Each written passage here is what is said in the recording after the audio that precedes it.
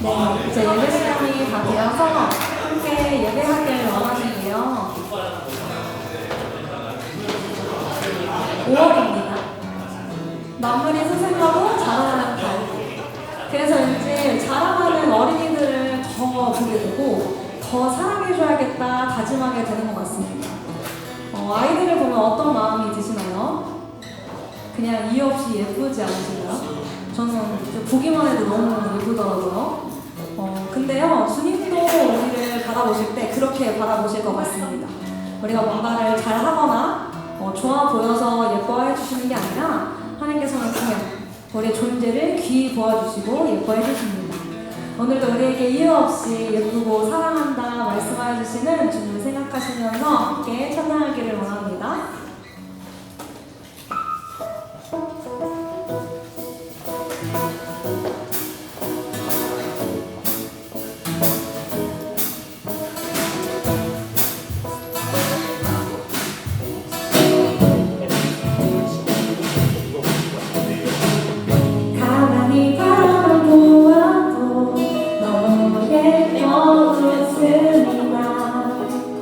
세상에서 가장 소중한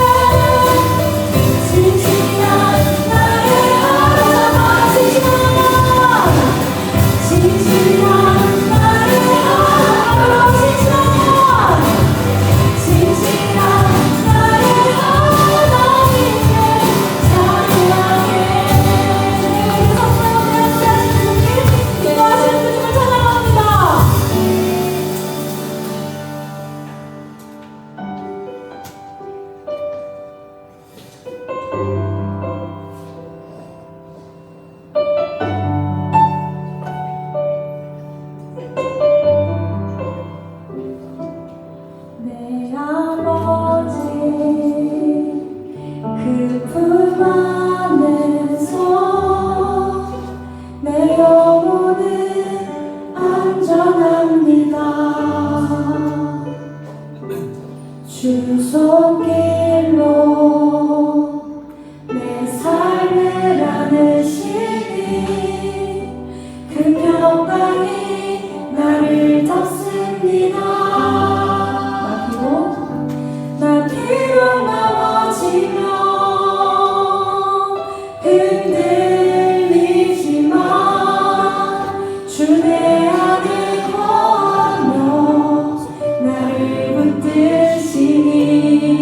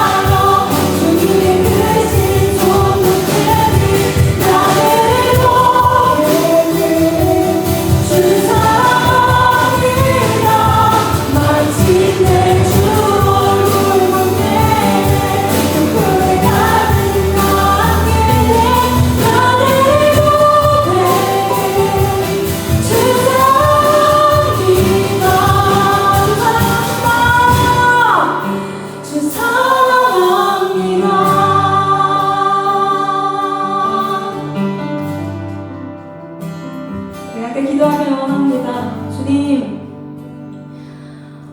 내 앞이 보이지 않는 현실을 마주하며 두려움에 어찌할 바를 모를 때가 있습니다. 그럴 때 다른 것을 보는 것이 아니라 늘 함께하여 주시는 주님을 바라보길 원합니다.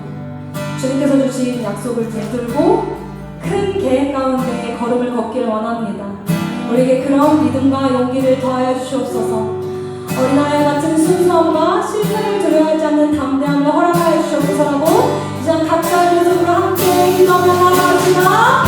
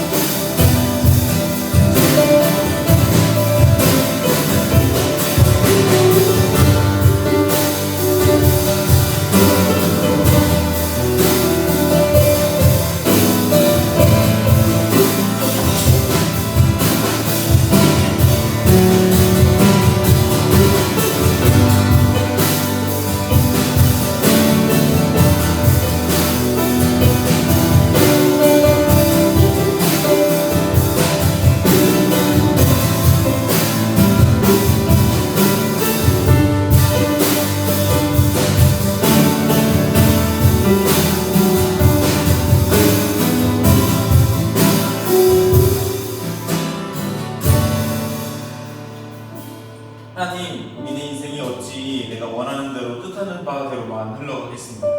오늘처럼 아름답고 따뜻한 5월의 첫 주일, 저희가 바라는 것은 맑고 깨끗한 하늘에 우리 아이들이 복작복작한 모습을 꿈꿨겠지만, 우리가 마주한 주일은 이렇게 먹구름 끼고 비가 오는 날인 것처럼 우리의 인생은 우리 뜻대로 되지 않습니다. 내 뜻대로 되지 않는다고 해서 불행한 것은 아니라는 것을 알게 해주십시오. 내 뜻대로 되지 않아도 나의 삶의 행복과 기쁨은 하나님에게로부터 올 수 있다라는 것을, 그래서 나는 내 뜻대로 되지 않아도 희망과 소망을 잃지 않을 수 있다는 것을 깨닫는 오늘이 될 수 있도록 함께 해주세요. 감사합니다. 예수님의 이름으로 기도드렸습니다.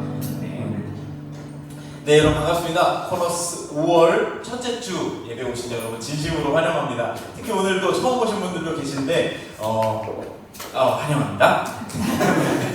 원래는 저희가 한 달씩 시리즈를 쭉 준비해서 설교를 하는데, 보시면 아시겠지만 이번 달은 시리즈가 지금 준비가 안 되어 있습니다. 이유는 오늘은 5월 첫 주 어린이 주일이라고 보통 부릅니다. 그래서 여러분도 잘 아시다시피 코너스에 귀여운 아가들이 있으니까 오늘은 어린이 주일로 예배를 준비하고 5월 둘째 주부터 시리즈를 준비하자 이렇게 생각을 했었습니다.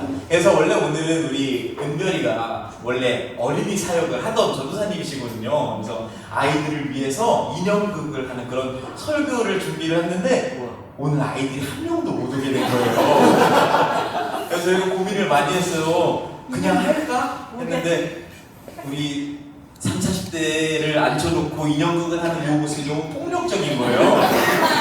그래서 급하게 어린이 주일은 다음 주에 두고 제가 급하게 설교를 준비하게 된 상황입니다. 아주 당황스러웠어요. 오늘 예배가 5시 10분에 시작하는데 이 소식을 저희가 하루가 열이 나서 못 온다, 애다는 서울에서 오느라 못 온다, 이 소식을 3시쯤 듣게 된 거예요. 그래서 급하게 새로운 이야기를 제가 준비를 해왔습니다. 물론 급하게 준비했다고 해서 대충 준비한 설교는 아니에요, 여러분. 미리 해놨던 킵해뒀던 거예요. 해내가지고 온 겁니다. 급하게 새로운 이야기를 준비했다라는 걸 오늘 여러분에게 이야기 나누려고 해요. 우리는 인생에 오늘 저에게 닥쳤던 것처럼 급하게 새로운 일이 찾아온다라는 건 아마 굉장히 스트레스를 받게 하는 일일 거예요. 저 이제 같이 공동 목회를 하고 있는 우리 찬양인도해 주신 사는 전도사님은 제2 성향 중에 아주 제2 성향이세요. 저는요, P 중에 P예요. 황혼 P, 대문자 P예요. 저랑 사은 누나랑 나누는 카톡 중에 제일 제가 많이 하는 말이 뭐냐면, 사은 누나랑 교회에 여러 가지 행사를 계획할 거 아니에요. 그럼 사은 누나가 변수에 대해서 생각을 해요. 이거는 이런 일이 벌어지지 않을까? 그러면 그러게요 하면서 이 변수에 대해서 고민을 하는 게 아니라 제가 자꾸만 새로운 아이디어를 내는 거예요. 저랑 사은 누나가 있을 때 가장 많이 제가 하는 카톡이 이런 일이 있지 않을까? 그러면 그러면 이렇게 할까요? 그러면 이렇게 바꿔볼까요? 하면은 세훈 누나가 가장 많이 하는 대답은 오 점점점이에요. 오. 그럼 넌 그렇게 생각이 갑자기 들었구나. 이러면서 사람들은 이제 급하게 막 또 계획이 틀어지는 거에 대한 스트레스를 받으시는 거죠. 급하게 새로운 일이 벌어지는 건 이렇게 스트레스를 주곤 합니다. 이게 단순히 제가 피가 이게 아니라 저도 피지만 급하게 새로운 일이 벌어질 때 스트레스를 받을 때도 있어요. 되게 계획이 없는 것 같아 보이지만 사실은 이게 끌리는 걸 쫓아가는 거거든요. 근데 급하게 새롭게 벌어진 내 인생의 어떤 이야기가 내가 원하는 끌리는 이야기가 아닐 때 마찬가지로 우리 피들도 스트레스를 받곤 합니다. 지난주에 있었던 일인데 우리 주연님하고 제가 5월 1일 노동절 날 어느 교회에 있는 결혼식에 사진 촬영을 하러 갔어요. 정말 급하게 새로운 일들이 계속 벌어지는 예식이었어요. 보통의 결혼식은 30분 정도에 끝나거든요. 그리고 단체 사진 20분 정도 찍고 이제 집에 가는 건데 예식만 1시간 반을 한 거예요. 우리 담임 목사님 아드님 결혼식이었고 담임 목사님이 주례를 보셨는데 계속 급하게 새로운 이야기가 생각나시나 봐요. 마지막으로 하나만 더 이러면서 본인만 즐거우신 게 아니라 계속 하시더라고요. 많은 걸 생각하게 됐어요.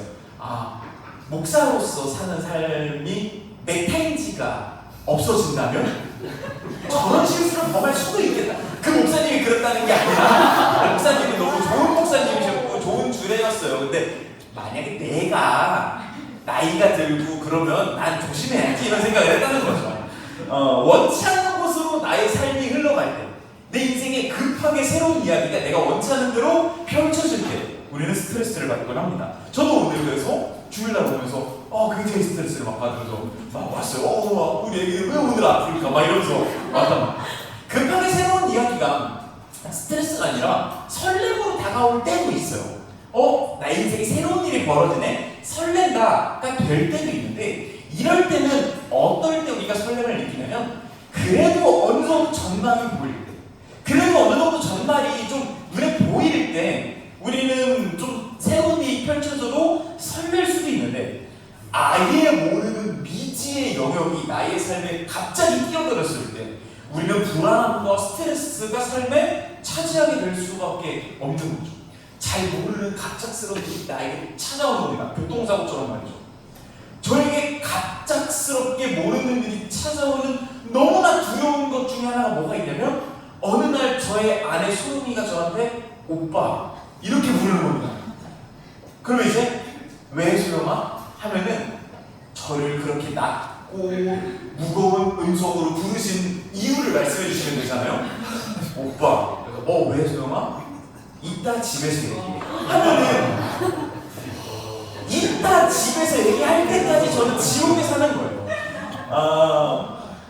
너무 두렵잖아요. 저에게 어떤 갑작스러운 일이 펼쳐졌고요. 그 일의 어떤 원인과 대비할 수 있는 것과 이런 게 없는 거예요. 뭐 예를 들면 제가 아까 도현님이랑 잠깐 이야기했지만 운전 습관이 굉장히 거칠거든요. 그래서 교통 그 딱지가 종종 날라. 제가 너무 누구나 그럴 수 있어요. 각자 영역이 다를 뿐이에요. 너무 다행인 건 그 딱지를 제가 먼저 발견했을 때예요.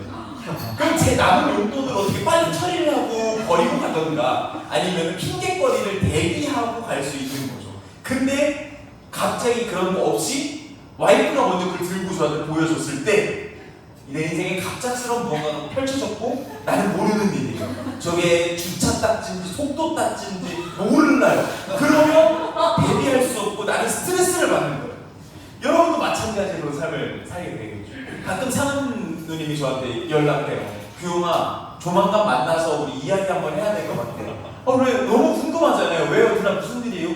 그럼 좀 알려줬으면 좋겠는데 나중에 만나서 히읗히읗 이렇게 보내시면 이제 스트레스를 받는 거죠. 우리네 삶에 갑작스럽게 긴급한 이야기가 펼쳐졌을 때 근데 그걸 내가 잘 모른다. 이때 우리는 스트레스를 받는 거죠. 근데 모름이라는 것에서부터 파생될 수 있는 게 방금 전 얘기 드렸던 것처럼 불안과 스트레스도 있는데, 근데 놀랍게도 똑같이 모름으로부터 파생되는 것 중에 뭐가 있냐면 믿음이라는 것도 모를 때 파생이 된다는 거 아세요, 여러분? 알면 더 이상 믿음이라고 할 수 없어요. 아는 건 정보예요. 예를 들면 제가 여러분한테 여러분 저는 키가 174예요 라고 이야기를 해요. 그러면 여러분들이 볼 때 그걸 어때요? 네. 그냥 너 보기에도 그래 보여 이러잖아요. 너 174 같아 보여. 정보죠. 딱 봐도 180은 안 돼 보이고 그러니까요. 근데 만약에 제가 여러분한테 근데 사실 여러분 저는요 너무 교만해질까봐 한 20cm 정도의 정강이를 집에 떼놓고 다녀요 라고 사실 원래 도현님 키 정도예요 라고 이야기를 해요. 그러면 이때부터 이건 뭐예요? 믿음의 영역이에요. 저 인간이 왜냐면 여러분은 제 정강이를 본 적이 없잖아요. 까서 보신 적이 없잖아요. 제가 진짜 정강이 뼈를 집에다 두고 왔는지 원래는 190이 넘는 애인지 아니면 저렇게 170이 조금 넘는 애인지를 여러분들이 믿냐 안 믿냐가 이제 여러분의 역할인 거예요. 잘 모를 때 믿음이 발휘되는 겁니다. 저희가 매주 월요일마다 족구를 찾는 동아리처럼 이렇게 있어요. 우리 무에이도 멤버고 우리 다빈이도 멤버거든요. 다 얘네들보다 형들이 모이는 동아리인데 우리 버릇없는 친구들이 자꾸 안 와요. 그래서 멤버가 안 모여서 볼을 찰 수가 없어요. 우리 무에이가 그러는 거예요. 형, 저 이번 주 월요일날 내일 너무너무 중요한 일이 있어서 족구하러 못 갈 것 같아요. 그럼 이때부터 저는 뭐예요? 얘가 진짜 중요한 일이 있는지 아닌지 몰라요. 믿음의 영역인 겁니다. 내가 무에이를 믿고 그래 무에이가 잘 다녀와라 하던가 아니면은 이놈의 자식 거짓말했지 너는 네가 그렇지 뭐 이렇게 생각을 하거나 저는 안 믿기로 했어요. 잘 모르는 일일 때 믿음이라는 거죠. 히브리서 11장이라고 하는 성경을 보면요 그 11장 전체가 아직 아니에요. 저를 못 믿는 거예요. 끌어간단 말이에요. 히브리서 11장 전체는 믿음이 있는 우리 선배님들에 대한 이야기를 하고 있어요. 근데 믿음이 너무너무 강력해서 믿음이 너무 뛰어나서 성경에 믿음의 대표주자로 소개된 사람들이라면 되게 멋있는 믿음을 보여줘야 되지 않겠어요? 여러분 믿음이 좋은 사람은 뭐가 떠오르세요? 막 믿으면 다 이루어지고 흔히들 막 기도빨이 좋다고 하죠. 기도하면 막 이루어지고 막 비가 그치다 막 비가 그치고 막 이런 멋진 모습들 이런 멋진 모습들을 보여줄 줄 아는 게 되게 좋은 믿음이라고 생각이 될 것 같은데 근데 히브리서 11장에서 소개하고 있는 믿음의 대표주자들 믿음의 대선배들은 우리가 생각하는 것처럼 믿음이 확실해서 이 확신을 가지고 멋진 신앙을 보여주는 모습은 아니에요. 대표적으로 오늘 저희가 함께 나눌 인물인데 히브리서 11장 8절에 아브라함이라고 하는 인물입니다. 저희 같이 한번 읽어보겠습니다. 시작. 믿음으로 아브라함은 주님의 말씀에 순종하고 장차 자기 몸으로 열매를 많이 알았습니다. 그런데 이는 어디로 가는지 알지 못했지만 만난 것입니다. 가끔 이제 제가 직업이 목사다 보니까 저한테 와서 이런저런 걸 막 질문을 해요. 뭐 예를 들면 목사님 이번에 뭐 저희 딸이 뭐 어느 남자를 만나는데 뭐 괜찮은 남자일까요? 막 이런 걸 제가 어떻게 알아요? 근데 막 그런 거 막 물어보시는 거예요. 뭐 이번에 저희 뭐 아들이 서울에 취업을 했는데 좋은 곳에 취업된 건지 모르겠어요 목사님. 좋은 곳이기를 기도해 주세요. 막 이렇게 얘기하세요. 제가 기도하면 좋은 직장으로 바뀝니까? 아니에요. 목사니까 알 거라고 생각하고 목사니까 믿음이 좋으니까 뭔가 좋은 효과가 발생할 거다. 확신을 가지고 있을 거다. 알 거다. 분명한 무언가가 있을 거다라고 생각하고 우리 이제 제가 낮에 사역하는 교회 집사님들이 저한테 그렇게 막 질문을 하시는 거죠. 근데 여러분 그렇지 않아요. 심지어 구약 성경에 나오는 예언자들도요. 예언자, 직업이 예언하는 사람들이에요. 예언자들도 자신이 예언한 대로 벌어질까 아닐까 몰라요. 얼마 전에 같이 이야기를 하는 요나서에 나오는 요나 있죠? 요나가 니느웨에 가서 너네 회개 안 하면 멸망할 거야 예언한 다음에 어떻게 해요? 진짜 예언이 이루어질지 안 이루어질지 궁금하니까 위에서 천막 찍고 구경해요. 이거 될까? 안 될까? 모른다라는 거예요. 우리의 믿음의 선배 아브라함이요 지금 엄청난 믿음을 가지고 엄청난 확신을 가지고 분명한 목적지를 알고 거기로 가고 있는 걸까요? 아니 그렇지 않다고 이야기를 하고 있어요. 어디로 가야 될지를 알지 모르지만, 나는 잘 모르지만 믿고 가는 거예요. 아까도 이야기 드렸죠. 믿음이라는 건요, 모름이 전제되는 겁니다. 알고 분명한 길대로 가는 건요, 그냥 정보대로 가는 거고요. 내가 잘 모름에도 불구하고 발걸음을 걷는 걸 성경 믿음이라고 이야기를 하더라고요. 사실 세상에서는 잘 모르는데 걷는 사람을 향해서 뭐라고 이야기하냐면 대책이 없다고 해요. 근데 아주 솔직하게 이야기해봐서 그동안 저와 여러분이 뭐 여러 저보다 더 많이 사신 분도 있고 저 적게 사신 분도 있고 여러 인생들을 살겠지만 대책이 완벽하게 준비된 다음에 걷는 게 있으셨나요? 그냥 사실은 우리 인생은 원래도 대책이 없어요. 그냥 살아가는 거예요. 준비를 한다고 했지만 어떤 일이 벌어질지 모르는 거예요. 그런데 이 상황, 똑같이 대책 없는 인생에서 믿음이 있는 사람과 믿음이 없는 사람, 하나님을 믿는 사람과 하나님을 믿지 않는 사람 사이에 벌어지는 차이는요, 하나님을 믿으니 분명하게 걸어갈 거야. 분명한 목적지를 향해서 갈 거야가 아니라 하나님을 믿으니 나 여전히 대책 없는 인생이지만 이분 믿고 걸어본다. 할 수 있는 것. 요게 믿음이라고 아브라함 선생님은 우리에게 이야기를 해주시는 것 같아요. 저는 이런 모습을 볼 때마다 떠오르는 어떤 비유가 하나 있는 게 뭐냐면 너무 우리의 믿음이 자전거 타는 것 같다라는 생각을 할 때가 있어요. 여러분 자전거를 몇 살 때 배우셨어요? 저는 좀 늦게 배웠거든요. 고등학교 3학년 때 배웠어요. 고등학교 3학년 때까지 저는 자전거를 탈 줄 몰랐습니다. 그리고 고등학교 3학년 때는 특히 이제 3학년 때 언제쯤이었냐면 이제 여름 7, 8월 이럴 때였어요. 그때쯤에는 정신들이 약간 나가라고 이제 6월 모의고사 끝나고 더 이상 내 인생이 어떻게 흘러갈지 모르겠고 뭐 방학 때 뭐 보충 수업하러 나가는 건 재미없고 그러니까 친구들이 막 야 기영아 너 자전거 못한다며 가르쳐줄게 하면서 나간 거예요. 그래서 자전거를 막 배우는데 미치겠는 거죠. 분명히 자빠질 것 같아요. 이게 내가 왼쪽으로 자빠질지 오른쪽으로 자빠질지 모르겠어요. 그리고 내가 잘 갈지 못 갈지 모르겠어요. 그러니까 어떻게 해요? 발을 막 가다 말다 그러다 결국 넘어지고 못 가는 거잖아요. 내가 왼쪽으로 자빠질지 오른쪽으로 자빠질지 잘 탈지 몰라도 내가 자전거를 타기 위해서 결국 어떻게 해야 되냐면 계속 페달을 밟아야 돼요. 계속 가야 결국 자전거는 가더라고요. 내가 일로 갈지 절로 갈지 모르겠다라는 생각으로 안 가다 보면 아무 일도 벌어지지 않더라고요.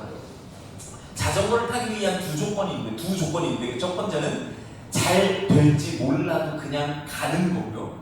두 번째는 내 뒤에서 내 자전거를 붙잡아 주고 있는 친구의 손을 믿는 거예요. 얘가 놓지 않겠지. 그러니까 나 아주 그냥 자빠지지 않겠지. 멈출 수는 있어도. 그러니 믿고 가는 거죠. 저는 이게 우리의 신앙이랑 너무 닮았다는 생각이 들어요. 뭔가 확실해지면 걷겠습니다. 뭔가 분명해지면 달리겠습니다.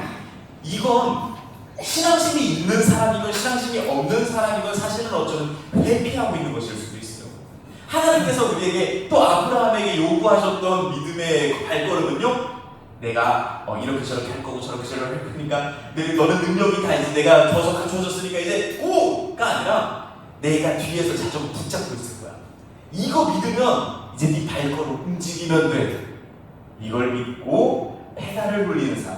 이게 저는 믿음이라는 생각이 듭니다. 뿐만 아니라 그나마 이렇게 믿음의 길을 걸었던 아브라함은 그나마 이제 뭐 하나님께서 이끄시는 대로 살아갔지만 하나님께서 이끄시는 대로 걷고 있는데도 이해가 안 되는 어떤 일들도 벌어지잖아요. 하나님 왜 이런 일이 벌어지죠? 하나님 왜 이런 일이 제게 생기는 거죠? 가라 그래서 가고 있는데 이게 맞는지 모르겠어요 라는 발걸음을 걷게 될 때도 있는 것 같아요. 마찬가지로 히브리서 11장에 보면 또 다른 믿음의 선배로서 모세라고 하는 사람을 소개하고 있습니다. 이 모세라고 하는 사람은 여러분 잘 아시겠지만 이집트에서 있던 사람인데 이집트에 있는 이스라엘 사람들을 데리고 가나안 땅으로 데려가라는 명령을 받고 이제 가는 사람이거든요. 하나님께서 어디로 가야 되는지 목적지를 분명히 알려주셨어요. 너네 가나안 땅까지 가는 거야 라고 알려주시는 거죠. 창세기 12장 37절에 보면은 어떤 내용, 출애굽기 12장 37절에 보면은 우리 같이 한번 읽어볼게요. 시작. 마침내 이스라엘 자손이 남새에서 떠나서 스곳으로 갔는데 너희 아이들 외에 장정만의 곧 60만 아이를 되었다. 이스라엘 백성들을 데리고 이게 람셋이라고 하는 써놨는데 이거는 이제 오늘날로 따지면 이집트의 람세스라고 하는 동네를 생각하시면 돼요. 람세스로부터 이스라엘까지 이제 드디어 떠나기 시작하는 거예요. 제가 이제 저희 와이프가 재미없으니까 성경에 지도 좀 보여주지 말라 그래가지고 제가 제 얼굴로 한번 좀 소개를 해드리려고 하는데 람셋이 대충 제 눈 정도, 오른쪽 눈 정도에 있다라고 치면은 이스라엘은 어디 있냐면 약간 관자놀이 쪽에 있어요. 그래서 이 눈썹 정도 되는 길이 있거든요. 이거를 비아마리스라고 불러요. 해안가 도로가 있어요, 이스라엘에도. 이 길을 따라가면은 여기까지 일주일이면 도착해요. 확실히 이해가 되죠. 또 교보제가 있으니까. 근데 여러분, 우리 지금 코너스 묵상 매일매일 하고 있는 거 여러분 같이 따라오고 계시다면 익숙한 지명이 하나 보여요. 숫꽃이라고 하는 지명. 지금 야곱이 에서랑 이제 뭐 티격태격 하다가 에서가 우리 세일로 가자, 우리 고향 땅으로 가자 하니까 아 세일 땅은 너무 다른 데서 팔 것 같아. 그래가지고 숫꽃을 마저 준비한 계획이었는데 실패했습니다. 여기가 납세스, 여기가 기스입니다. 왜 자연스럽게 넘어갔는데요? 이제 요 비아마리스를 타고 갔으면 일주일이면 갔는데 지금 여기 숫꽃은 어디냐면 지도로 따지면 광야편 쪽으로 내려오는 거예요. 이 길이 있는데 왜 일로 인도하시지? 그래도 여기까지 갔을 때만 해도 모세와 이스라엘 백성들이 뜻이 있으시겠지. 왜냐면은 여기서 요렇게 타고 가는 길이 하나 있어요. 이게 이제 아프리카 남쪽에 있는 그 자원들을 홍해를 통해서 수입한 로드예요. 그래서 홍해 끝에서 이제 바벨론까지 이어진다 그래서 바벨론 왕이 좋아하는 길이라서 왕의 도로라고 부르거든요. 요 길로 인도하시나 보다 했는데 한 페이지로 옮겨주시면 13장에 어디를 인도하세요? 같이 한번 읽겠습니다. 시작! 그들은 숫꽃을 떠나 광야 끝에 있는 에브라임의 정상을 쳤다.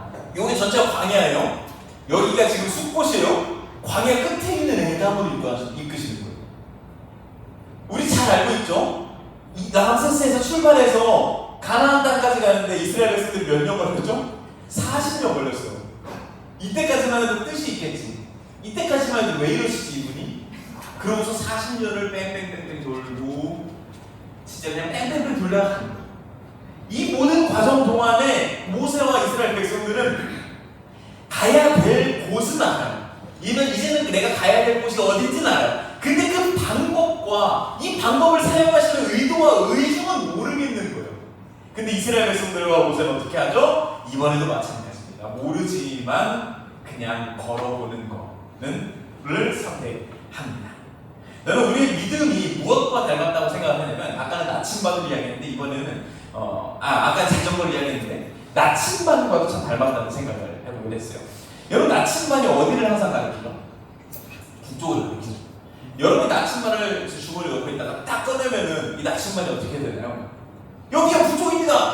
하고 분명하게 가르쳐 주지 않아요. 띠용 하면서 흔들흔들 하다가 북쪽을 찾아내요. 만약에 나침반을 딱 꺼냈는데 얘가 북쪽을 너무 분명하게 가르쳐요. 전혀 미동도 없이 여기 북쪽입니다. 이러고 있어요. 그럼 이 나침반은 뭐예요? 고장난 나침반. 딱 꺼냈는데 미동도 없이 여기입니다. 확실합니다. 이 나침반은 고장납니다. 딱 꺼냈을 때 여긴지 저긴지 휘청휘청 하다가 그래도 내가 휘청휘청하지만 계속 나는 북쪽을 향해 보려고 애를 쓰는 모습이 저는 참 신앙의 모습이란 닮았다 생각이 들어요. 자전거가 휘청휘청하지만 그래도 붙잡고 계시다는 걸 믿고 페달을 계속 밟는 모습이 믿음이랑 닮았다라는 생각이 드는 거죠. 믿음의 여정이라는 것이 너무나 강력한 확신과 정확한 정보, 정확성을 가지고 걷는 건 아니라는 생각이 들어요. 정확한 정보, 정확한 정보와 확신을 가지고 살아가는 것을 합리적인 삶이라고 합니다. 저는 사실 신앙에 있어서가 합리는 무조건 필요하다고 생각을 해요. 덮어놓고 입 다물고 믿어라 이런 건 잘못됐다고 생각을 합니다. 물론 그래서 그런 합리를 위해서 성경 공부도 필요하고 정보도 필요한 거죠. 그런데 동시에 때로는 내가 확실하지 않아, 내가 확실한 정보를 갖고 있지 않아도 하나님과 동행하며 하나님께서 지켜주실 걸 믿으며 뚜벅뚜벅 걸어보는 것, 이것도 아주 중요한 믿음의 여정이라는 생각이 듭니다. 이렇게 뚜벅뚜벅 걸어가는 것은 사실은 결코 쉬운 것은 아닙니다. 왜냐면 지난주 우리 명희가 설교해줬던 것처럼요, 확실한 정보를 가지고 걷는 삶은 합리적이고 효율적인 것 같고 그 루트가 좀 빠르게 효과적일 것 같거든요. 근데 그냥 믿고 걸어보는 건 굉장히 더디 가는 것 같고 귀찮거든요. 왜냐면 결국 이렇게 확신과 정확한 정보를 가지고 믿음을 걸어가는 삶이 아니라 진짜 잘 몰라도 믿는 것, 하나님의 뜻을 알아가면서 떠듬떠듬 걷는 삶은요, 이거 제가 굉장히 혼합해서 잘 안 하는 말인데 결국 기도와 말씀을 가지고 사는 삶이라고 말할 수 있거든요. 때로는 저는 이런 우리 윗세대의 이야기 같은 되게 단순한 무식해 보이는 신앙, 이런 것들이 우리에게 필요하다는 생각을 해보게 됩니다. 예전에 그런 이야기를 들은 적이 있어요. 신앙의 루틴 같은 거 있잖아요. 예를 들면 요즘 우리가 같이 하는 매일매일 묵상을 한다던가 기도를 하고 하루를 시작한다던가 이런 루틴 같은 것들, 내가 이런 신앙의 루틴을 지키는 게 신앙생활이라고 생각을 한 적이 있었는데 어느 분이 그런 이야기를 하더라고요. 이 루틴을 지키는 게 신앙생활이 아니라 루틴이 나를 지키고 있다는 걸 깨닫는 게 신앙생활이다 라는 이야기를 하는데 저는 그게 굉장히 공감이 됐었던 것 같습니다. 제 개인적으로 신앙의 영역에 있어서 좀 안 좋아하는, 싫어하는 부류의 인간들이 두 종류가 있는데, 첫 번째 종류는 체험 만능주의자들이에요. 신앙생활에 있어서 그냥 한 번에 뜨거운, 한 번에 엄청난 임팩트 있는 사건, 방언을 받았다, 내가 뭘 했다, 눈물이 났다, 캠프에 참여했는데 감동을 받았다. 캠프가 나쁘다는 게 아니에요. 눈물이 나쁘다는 게 아니에요. 방언이 나쁘다는 게 아니에요. 이거 한 번이 다 이겨 라고 생각하는 부류를 별로 안 좋아해요. 근데 이거 마찬가지로 싫어하는 부류가 하나 더 있는데 그게 뭐냐면, 저는 이게 제 표현입니까? 저는 신앙의 쿨찐들을 싫어해요. 쿨찐이 뭔지 아시죠 여러분? 쿨한 척하는 찐따들. 그냥 야, 신앙에 있어서 뭐 그렇게 무식하게 기도하고 이런 거는 뭐 잘못된 거야, 이런 거 있죠. 주일날 매주 참여하는 게 그게 올바른 신앙이야? 주일 성수가 진짜 신앙이야? 이런 있다고 말하는 사람들이 있어요. 약간 그냥 본인이 물론 알아요. 주일 성수가 좋은 신앙을 의미하는 건 아니에요. 주일날 매주 안 빠지면 좋은 신앙이에요? 주일날 가끔 빠지면 나쁜 신앙이에요? 아니에요. 근데 그렇잖아 하면서 자기가 주일날 빠지는 걸 막 쿨한 척하면서 이렇게 퉁쳐버리는 모습들, 저는 이런 모습들도 좋은 신앙 같지는 않아요. 저는 개인적으로 생각할 때 좋은 신앙이라는 거면, 명희가 지난주에 이야기했던 것처럼 잘 모르겠어도 일단 해보는 것, 어려워도 일단 걸어보는 것, 힘들어도 일단 살아보는 것. 코너스에서 사랑을 이야기를 하면은 이거 잘 안 돼도 일단 사랑을 베풀어 보는 것. 사랑을 베푼다고 해서 바로바로 뭐 좋은 화답이 오는 건 아니지만 그래도 이거를 한 걸음 한 걸음 살아보는 삶. 묵묵하고 꾸준한 모습들. 한 번에 임팩트 있는 캠프 체험 만든 이것도 아니고, 꾸준하지 않게 그냥 야 대충 해도 돼 라고 말하는 이것도 잘못된 것 같아요. 저는 묵묵하고 꾸준하게 자기의 길을 걷는 그 삶이 참 올바른, 참 바람직한 신앙의 모습이라는 생각을 해보게 됩니다. 우리가 잘 알고 있는 바울이라고 하는 사람이 믿음에 대해서 이야기할 때 뭐라고 이야기하냐면, 사실 제가 개인적으로 우리 동현이 형님이 교회에 오시고 나서부터 영어를 여러 시간에 쓰는 게 굉장히 조심스럽지만 은진님 한 명만으로도 불편했는데 동현이 형님까지 와가지고 불편하지만 어쨌든 성경에 적혀 있는 거니까 바울이 좋은 신앙에 대해서 이야기할 때 뭐 good face라고 이야기하던가 아니면 faithfulness 이렇게 이야기하지 않아요. 뭐라고 이야기하냐면, 이걸 발음을 제가 한번 검색해 보았었어요. reliable. 자이언트 인글리시 원장님이 독일에서 말하는 reliable. 이게 무슨 뜻인 줄 아세요, 여러분? 믿음이 좋다, 뛰어나다가 아니에요. 신뢰할 만한이라는 뜻이에요. 바울이 교회에게 편지를 쓰면서 너네 믿음을 갖춰야 돼. 너네 좋은 믿음 갖춰야 돼 라고 이야기할 때, 너네 신앙생활 열심히 해라. 너네 뜨거운 너네 성경 공부 열심히 해서 정보 많이 얻어라 라고 이야기하는 게 아니라 신뢰할 만한 사람이 되어라 라고 이야기를 하는 거예요. 신뢰할 만한 사람이라는 건 뭐예요? 하나님과 이웃 앞에서 언제나 유사한 모습을 보여주는 사람이 신뢰할 만한 사람인 거죠. 변하지 않고 묵묵하고 뚜렷하고 자기 감정에 따라서 좋은 모습 보였다 나쁜 모습 보였다 자기 감정에 따라서 하나님께 예배 잘 드렸다 안 드렸다 이게 아니라 언제나 묵묵하게 자신의 루틴을 지켜나가는 삶, 요게 믿음이 좋은 삶이라고 바울 선생님께서 직접 우리에게 이야기를 하고 계신 겁니다. 오늘의 이야기를 통해 저희가 함께 생각해 볼 수 있었으면 좋겠는 것은 우리 신앙에 대해서 한번 다시금 생각해 볼 수 있었으면 좋겠다는 생각이 들어요. 그래도 나름 우리 신앙생활 한다고 또 물론 오늘 교회 처음 오신 분들도 계시지만 이렇게 교회를 꾸준히 다니고 있는 거 아니겠습니까? 여러분이 생각하는 내가 신앙인으로서 믿음의 여정을 걷는다는 게 뭔지 생각해 볼 수 있었으면 좋겠어요. 잘못된 믿음은 우리를 아주 무책임하게 안일하게 만들거나 쓸데없이 죄책감을 갖게 만드는 두 종류로 우리를 흔드는 것 같습니다. 너 뭐 잘 못하잖아. 너 성경 뭐 잘 모르잖아. 너 뭐 뜨거운 체험 없었잖아. 너 기도 잘 못하잖아. 너 주일날 뭐 엄청 빠지잖아. 뭐 어쩌고 저쩌고 하면서 우리를 죄책감에 빠지는 것도 저는 좋은 신앙이 아닌 것 같아요. 너무 분명하고 너무 확실하고 너무 뛰어난 신앙의 모습을 갖고 있는 게 저는 좋은 신앙의 모습이라고 생각하지 않거든요.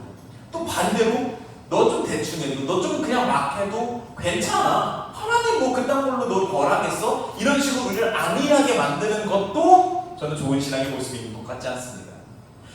제가 개인적으로 코너스에서 신앙생활을 하는 분들 중에 뭐 존경하는 분들이 많은데 그 중에 한 분 이야기를 하자면 오늘 사실 안 오실 줄 알고 준비한 설교인데 오셔가지고 당황스럽죠. 그런 준비한 설교니까 하겠습니다. 우리 시연님의 신앙을 저는 개인적으로 이렇게 좀 존경하는 편이에요. 사실 시연님이 코너스에 나오신 지 뭐 엄청 오래되진 않았죠. 그렇죠? 근데 이제 이야기를 나누다 보면 어떤 모습을 보여주냐면 성경을 계속 읽으세요. 성경을 그래도 꾸준히 읽으세요. 그러면서 보면은 잘 모르세요. 그냥 와서 주일날 와서 막 물어봐요. 아니 교우님 이러면서 근데 이걸 왜 이런 거예요? 막 이렇게 막 물어봐요. 그러면은 제가 이제 설명을 해드리고 또 어느 날은 질문할 게 많아요. 막 알려주시면 저도 막 잘 모를 때도 있을 거 아니에요. 그러면은 집에서 공부해와가지고 다시 알려드리고 그러면 네 알겠습니다 하고 막 다음에 또 막 끌고 결국은 잘 모르지만 그래도 내가 신앙인으로서 살기로 결정을 했다면 성경 한번 읽어볼까? 하고 읽고 걷는 거잖아요. 이 모습이 저는 참 아름다운 신앙의 모습이라는 생각을 하게 되고 그래서 이게 사실은 되게 귀찮은 일이에요. 계속해서 묵묵하고 꾸준한 신앙생활을 한다는 게 저는 이걸 요즘 너무너무 실감해요. 괜히 묵상 매일 하자고 해가지고 이거 글 매일 그만큼 써서 올리는 게 쉽지가 않거든요. 귀찮아요. 막 그만하고 싶고 한 달만 한다고 할까 이런 생각이 들어요. 근데 저한테는 이게 너무 도움이 되는 거예요. 이게 목사로서 직업적으로 신앙이 뭔가 마치 완성된 것처럼 보이는 삶을 살다 보면은 이 꾸준함을 자꾸만 잃게 돼요. 근데 저도 매일매일 이거 덕분에 꾸준히 성경을 읽게 되고 생각하고 글을 쓰고 하면서 잘 몰라도 묵묵히 걸어보는 신앙의 여정을 좀 살아보게 되는 것 같아요. 그래서 여러분에게도 권하고 싶습니다. 각자의 방식이 됐든 아니면 코너스에서 같이 하는 방식이 됐든 함께 삶의 루틴과 어떤 신앙과 이런 어떤 꾸준함을 삶 속에서 만들어갈 수 있었으면 좋겠다는 생각이 듭니다. 이 시간에 함께 같이 기도하는 시간을 갖도록 할 텐데요. 코너스는 예배 시간에 마침 기도를 적는 기도를 합니다. 그래서 여러분 받으신 주보에 마치 하나님께 편지 쓰듯이 하고 싶은 이야기를 편하게 적으셔도 되고요. 꼭 하나님께 적지 않으셔도 되고 그냥 혼잣말처럼 적으셔도 괜찮습니다. 적으실 때 그런 이야기를 함께 드려봤으면 좋겠어요. 하나님, 제가 생각하는 믿음은 이런 모습입니다. 이런 모양이었습니다. 저는 믿음이 이런 거라고 생각했었습니다. 나는 제 믿음을 다시 한번 점검해 봅니다. 뭔가 꾸준하고 묵묵하게 잘 몰라도 내 자전거 뒤를 붙잡고 계신 하나님을 믿으며 한 페달 한 페달 돌려보는 게 믿음인데, 그것보다는 내가 자전거 실력이 완성되면 돕겠습니다 라고 말하는 어떤 안일함, 혹은 자전거를 타지 않으려고 하는 그런 무책임함, 뭐 이런 여러 가지 것들을 신앙이라고 생각했던 것 같아요. 혹은 어느 날 정신 차리고 보면 자전거 실력이 갑자기 빵 생길 거라고 생각했던 것 같기도 해요. 아니, 그게 아니라 묵묵한 한 페달 한 페달이 신앙이라는 것을 생각해 봅니다. 이런 마음들을 하나님께 올려드리며 함께 기도합시다. 기도하겠습니다.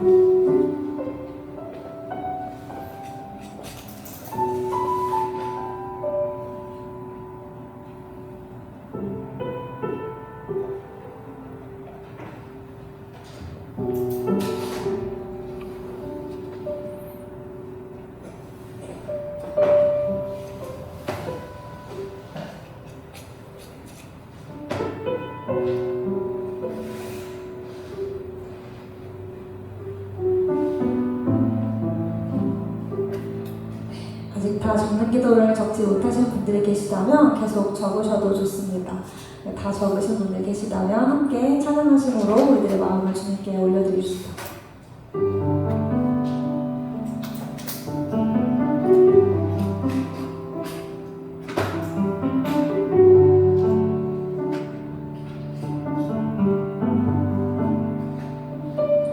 내 아버지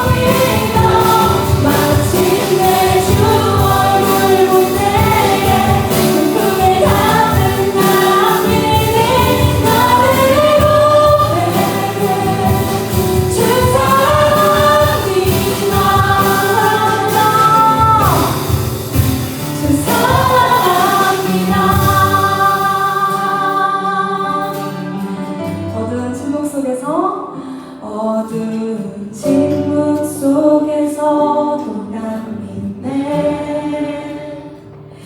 능하신 내 주님 일하고 계심을